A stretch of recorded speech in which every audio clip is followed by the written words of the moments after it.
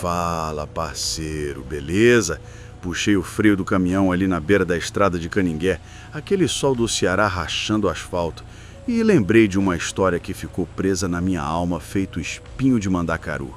Vou te contar do Jová, um rapaz que eu conheci quando ainda fazia entrega por ali, antes de virar esse velho estradeiro que vos fala. Jová tinha sido agente da Polícia Civil, desses que cuidam de gente em regime semiaberto, fiscalizando o preso que tenta voltar para a vida certa.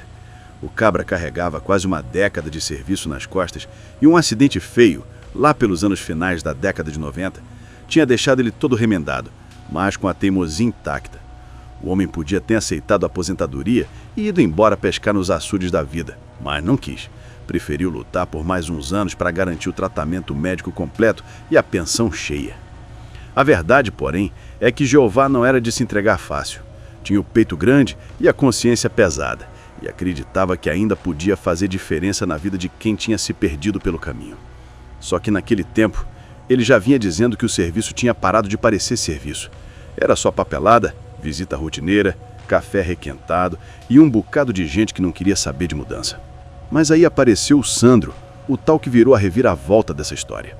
Sandro era ex-policial militar, daqueles treinados para a guerra, caveira das antigas, acostumado a subir morro no Rio de Janeiro enfrentando coisa que homem nenhum deveria ver na vida. Tinha largado tudo depois que a cabeça dele entrou num buraco fundo demais, desses sem corda para puxar de volta. Ele chamava aquilo de tremores, um nome simples para explicar o caos que carregava no juízo. O rapaz tentou remédio de tudo quanto foi tipo. Tentou terapia, tentou dormir mais, beber mais, nada apagava os fantasmas. Até que um dia, na pior fase da vida, experimentou uma carreira de droga achando que ia se destruir de vez. E por algum motivo torto, descobriu que aquilo fazia a tremedeira sumir. Virou descanso falso, calma de mentira. E como todo mundo que encontra alívio no lugar errado, começou a usar mais e mais, até não perceber quando tinha passado da beirinha do abismo. A coisa desandou feio quando o Sandro pegou gosto por refinar a própria droga. Aprendeu com traficante, comprou produto químico em canto que não devia, montou laboratório num quartinho dos fundos. Isso acabou levando ele para a prisão por mais de uma década.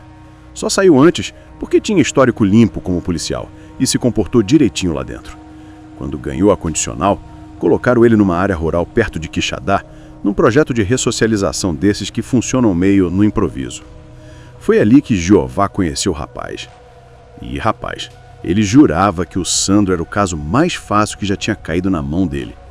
O homem estava empenhado, focado, parecendo até outro sujeito. Falavam sempre, às vezes na porta do sítio, às vezes na lanchonete velha da estrada, comendo pastel gorduroso e tomando café forte. Jeová começou a criar esperança de verdade naquela mudança. Mas como a estrada vive ensinando, esperança demais distrai o caminhoneiro. E foi numa dessas distrações da vida que tudo começou a entortar. Um dia marcado para visita, Jeová chegou no sítio e o Sandro não estava lá. Estranho, muito estranho. O rapaz nunca faltava. Quando ligou, o telefone chamou uma vez e caiu. Depois, já ia direto para a caixa postal. Aquele silêncio começou a arranhar o peito de Jeová, fazendo nascer um pressentimento ruim, desses que a gente tenta empurrar para longe, mas que voltam feito vento quente na nuca. E foi aí que ele decidiu que não ia embora sem saber o que estava acontecendo. Jeová ficou ali parado na estrada de terra, olhando para o portão do sítio vazio, sentindo aquela sensação pesada de que alguma coisa tinha saído do trilho. Ele não era homem de se impressionar fácil, afinal, já tinha visto coisa demais no serviço. Mas o sumiço do Sandro não batia com o jeito dele. O rapaz tinha reconstruído rotina, criado esperança, estava quase pronto para conseguir reduzir a pena. Não fazia sentido abandonar tudo e desaparecer assim. Jeová, cheio de inquietação, resolveu subir a estrada e procurar algum vizinho. Bateu palma numa casa, ninguém respondeu. Na outra, silêncio também. Só na última, depois de caminhar um bocado sobre o sol forte que descia queimando, um morador abriu a porta com aquele olhar desconfiado, típico de quem já viu polícia demais na vida. Jeová explicou a situação, disse quem era. Disse que não estava ali para arrumar encrenca, só queria notícias do rapaz. O homem respirou fundo, coçou a barba rala e soltou aquilo que fez o estômago de Jeová virar um nó. A mãe do Sandro tinha morrido na semana anterior. O rapaz tinha recebido a notícia mal, Estava mais abatido do que cachorro perdido em beira de festa. Um outro vizinho tinha ido consolar ele com umas cervejas, mas Sandro não se aquietava. Ia e voltava. Ligava para alguém, falava sozinho. Parecia um cabra tentando segurar o próprio mundo que estava desmoronando. Até que, numa dessas idas e vindas, pulou na caçamba de uma caminhonete que passou devagar e sumiu na poeira da estrada. Desde então, ninguém mais viu. Quando Jeová ouviu aquilo, sentiu o coração baixar devagar, quente e pesado, como se tivesse levado um tapa do destino. 4 dias desaparecido. 4 dias era tempo demais para a cabeça de alguém frágil, especialmente alguém com a história turbulenta de Sandro.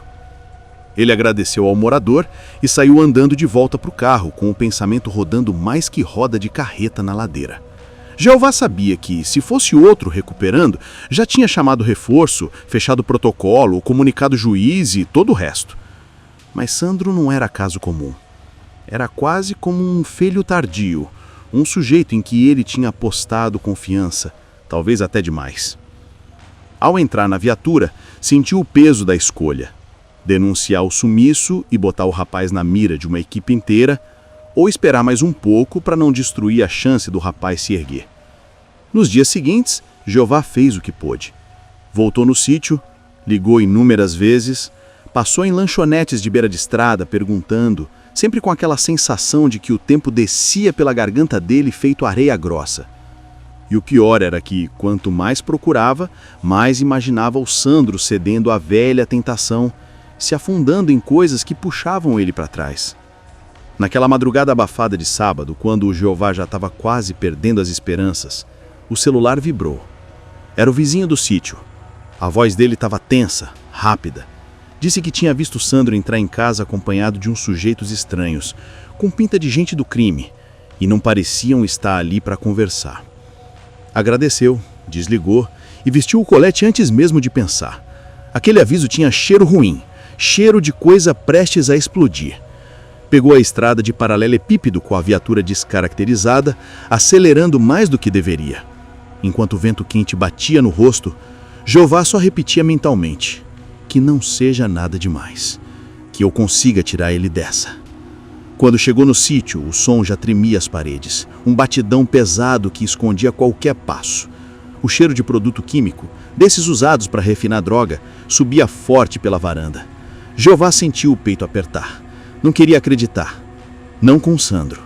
Não ali. Não depois de tudo que o rapaz tinha lutado para ficar limpo. Respirou fundo, subiu os degraus e bateu com força na porta. O som era tão alto que parecia que ninguém ia ouvir. Até que a porta abriu e um sujeito magro, olhar de quem já não dormia há dias, encarou ele. Não reconheceu Jeová. Não entendeu nada. Só entrou em desespero. Bateu a porta e gritou para dentro que a polícia tinha chegado. E foi aí que tudo começou a girar rápido demais. Como se o destino tivesse decidido a esmagar qualquer chance de final feliz. Tem coisa na vida que desanda tão rápido que parece que alguém puxou o tapete do destino. Quando aquele sujeito magro bateu a porta e gritou lá dentro, Jeová sentiu o sangue gelar. Ele ainda tentou avisar que não era operação, que só queria conversar com o Sandro, mas parecia falar com paredes. Do outro lado da porta, o pânico já tinha tomado conta. Gritaria, som de móveis arrastando, passos correndo de um lado para outro. Era como se o enxame tivesse sido atiçado. E então veio o primeiro estampido. A bala atravessou a parede de alvenaria e arrancou lascas de tijolo voando para todo lado. Jeová nem entendeu de imediato, só sentiu o impacto do susto e se jogou para trás, caindo meio torto na mureta da varanda. O som do tiro ainda ecoava, quando outros começaram a perfurar a parede. Parecia que o mundo inteiro tinha virado pólvora. Ele sentiu aquele medo antigo, o medo que a gente só entende quando vê a morte passando rente. Mas respirou fundo e tentou manter a cabeça fria. Verificou o colete, sacou a arma e fez o que qualquer sobrevivente faria. Revidou. Atirou na direção da parede, não porque queria ferir ninguém, mas porque precisava de um segundo, só um segundo para sair dali vivo. A cada disparo, Jeová pensava: Sandro, pelo amor de Deus, não esteja no meio disso. Quando chegou até a viatura, já aos trancos, ouviu o barulho seco de vidro estourando. O para-brisa havia sido alvejado. Quem quer que tivesse lá dentro tinha a visão direta do banco do motorista. Entrar ali seria assinar a própria sentença. Então ele se jogou no chão e rolou por baixo da porta do passageiro, sentindo o pó quente da terra grudando na pele. O som dos disparos misturava com o batidão ensurdecedor de dentro da casa. Era como se estivesse no meio de duas tempestades ao mesmo tempo. Escondido atrás do pneu traseiro, recarregou a arma com mãos trêmulas, ligou para a polícia militar e informou a situação. Falou rápido, direto, sabendo que cada segundo era a diferença entre sair dali vivo ou virar lembrança triste. Rezou baixinho para que ninguém mais tivesse a ideia de disparar em sua direção. Mas o que mais doía era não saber se Sandro estava consciente da confusão ou se era um dos que atiravam, tomado pelo medo. A chegada das viaturas trouxe o alívio de reforço, mas também trouxe a constatação de que a situação tinha saído do controle. Quando Jeová ergueu a cabeça, viu uma coisa que nunca vai esquecer. Fumaça saindo pelas frestas das janelas. O cheiro de produto químico queimando subia rápido. Provavelmente alguma faísca dos tiros tinha incendiado o material dentro. A casa estava pegando fogo. Os policiais armaram posição, cercaram a área e começaram a gritar ordem de rendição. Lá dentro, porém, não vinha resposta alguma. Nem passos, nem gritos, nem movimento, só o barulho do fogo crescendo. Pela varanda, uma cortina foi puxada de lado e por trás dela apareceu a sombra de um homem armado.